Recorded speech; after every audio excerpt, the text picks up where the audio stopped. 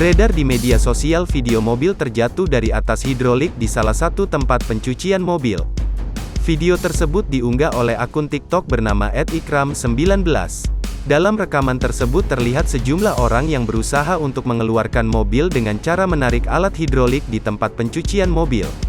Sayangnya, tidak disebutkan kapan dan di mana lokasi peristiwa ini terjadi. Steven Setiadi, Marketing Manager Autoglaze, mengatakan, ada sejumlah risiko jika mencuci mobil dengan hidrolik. Tak sedikit kejadian mobil jatuh karena hidrolik malfungsi. Pertama dari segi bisnis, investasi memakai hidrolik memang jauh lebih mahal. Kemudian, banyak juga kejadian, hidroliknya runtuh karena malfungsi. Kalau hal tersebut sudah terjadi maka akan fatal sekali, ucap Steven kepada Kompas.com belum lama ini. Selain berisiko mobil jatuh, mencuci mobil dengan hidrolik juga tidak bisa sembarangan.